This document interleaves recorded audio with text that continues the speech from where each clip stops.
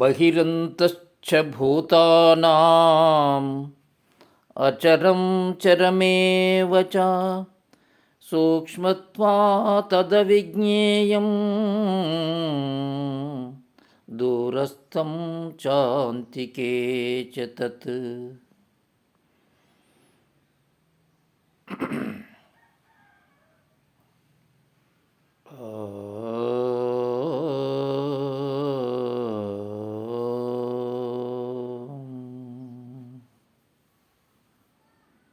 పదమూడవ అధ్యాయంలో క్షేత్రజ్ఞ విభాగ యోగంలో ఈ శ్లోకం చెప్పడం జరిగింది.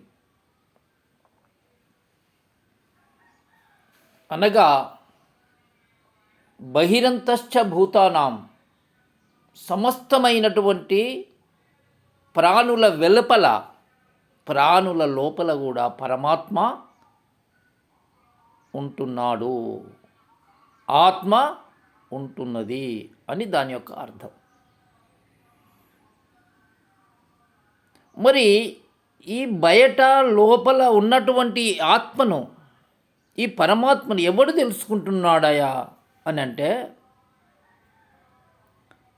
సూక్ష్మత్వా తద విజ్ఞేయం,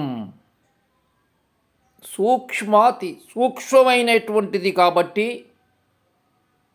ఏదైనా ఒక వస్తువు మన కళ్ళతో కనిపించినటువంటి వస్తువును చూడాలంటే సూక్ష్మదర్శిని సహాయంతో మనం ఏ విధంగానైతే చూడగలుగుతున్నామో అదేవిధంగా సూక్ష్మాతి సూక్ష్మమైనటువంటి అణువు కంటే అణువైనటువంటి ఆ పరమాత్మను చూచుటకు కూడా సూక్ష్మత్వ తద విజ్ఞేయం, ఎవడైతే సూక్ష్మ దృష్టి కలవాడై ఉంటాడో వాడికి మాత్రమే తెలుసుకునడానికి సాధ్యమవుతుంది అని చెప్పడం జరిగింది. ఇంకొకటి కూడా చెప్పడం జరిగింది. ఏమంటాడు? బాహ్య దృష్టి ఉన్నటువంటి వానికి, కేవలం కనిపించేదాన్ని మాత్రమే నమ్మేటువంటి వానికి, ఈ దేహాది సమస్తము నిజమని నమ్ముకునేటువంటి వానికి ఏమవుతుందయ్యా అంటే బహుదూరములో ఉన్నట్లు గోచరిస్తుంది, వానికి తెలియబడదు అని కూడా చెప్పడం జరిగింది. అంటే ఇక్కడ బాహ్య దృష్టి కాదు, అంతర్దృష్టి ఉన్నవాడే పరమాత్మను తెలుసుకోగలడు అనేటువంటి అర్థం స్పష్టంగా గోచరిస్తూ ఉన్నది.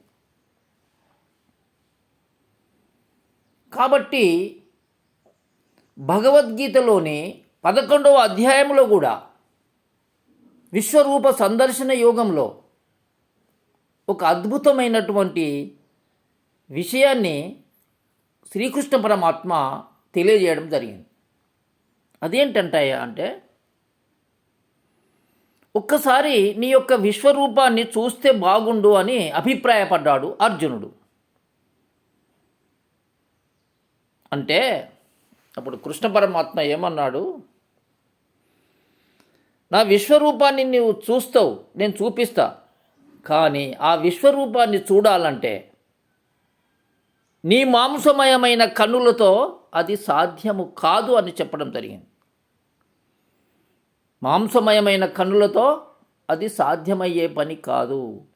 అందుగురించి దివ్యం దదామి తే చక్షు అని చెప్పడం జరిగింది. దివ్యమైనటువంటి ఒక కన్నును నీకు ఇస్తున్నా, దాని ద్వారా చూడు అని చెప్పి ఆదేశించడం జరిగింది. అప్పుడు ఆ దివ్య చక్షువు ద్వారా మాత్రమే అర్జునుడు విశ్వరూపాన్ని చూడగలిగిండు అని అందులో రహస్యము మనకు స్పష్టంగా వ్యక్తమవుతూ ఉన్నది. ఆ దివ్య నేత్రం అంటే ఏంటిదయ్యా అంటే, ఆ దివ్య నేత్రం అనేది ఏమిటో కాదు, మన కన్నులకు వచ్చేటువంటి ఏ శక్తి అయితే, ఏ మూలమైతే, ఏ మూల స్థానమైతే ఉన్నదో అట్టి మూల స్థానములో ఉండబడేటువంటి నేత్రమే, దానికే 3వ నేత్రం అని చెప్పడం జరుగుతుంది, దానికి ఆజ్ఞాచక్రం అని చెప్పడం జరుగుతుంది, అటువంటి దానికే మనోనేత్రం అని చెప్పడం జరుగుతుంది. అటువంటి మనోనేత్రము ద్వారానే ఈ యొక్క కళ్ళు చూస్తున్నాయి, బయటి విషయాలు, బయటి దృశ్యాలను చూస్తున్నాయి కాబట్టి ఆ యొక్క దివ్యమైనటువంటి నేత్రము ఎక్కడో లేదు, మన సహస్రారములో ఉండబడినటువంటి మధ్య మెదడులో ఉండబడేటువంటి ఆ యొక్క ఆజ్ఞాచక్ర స్థానములో ఎవడైతే దృష్టిని నిరంతరము ఉంచగలుగుతున్నాడో అదే దివ్య నేత్రము. ఆ నేత్రము ద్వారా మాత్రమే పరమాత్మను తెలుసుకోగలుగుతాడు, పరమాత్మను చూడగలుగుతాడు, పరమాత్మను పొందగలుగుతాడు. అందుకే భక్త్యా త్వనన్యయా శక్యాహం ఏవం విదోర్జున జ్ఞాతుం ద్రష్టుం చ తత్వేన ప్రవేష్టిం చ పరంతప అని చెప్పే అటువంటి శ్లోకానికి దీనికి కూడా ఇక్కడ రహస్యము పొంతన కలిసి ఉన్నది. పరమాత్మను చూడవచ్చు, తెలుసుకోవచ్చు, పొందవచ్చు అంటే దేని ద్వారానయా అంటే కేవలము ఈ దివ్యనేత్రము ద్వారా మాత్రమే. కాబట్టి నీవేం చేయాలి? నీవు చేయవలసిన పని దివ్య నేత్రాన్ని ప్రకాశింపజేసే అటువంటి ప్రయత్నమే నీ ప్రయత్నమై ఉండాలి. కాబట్టి వాస్తవమైనటువంటి ఆజ్ఞాచక్రాన్ని ఎవడైతే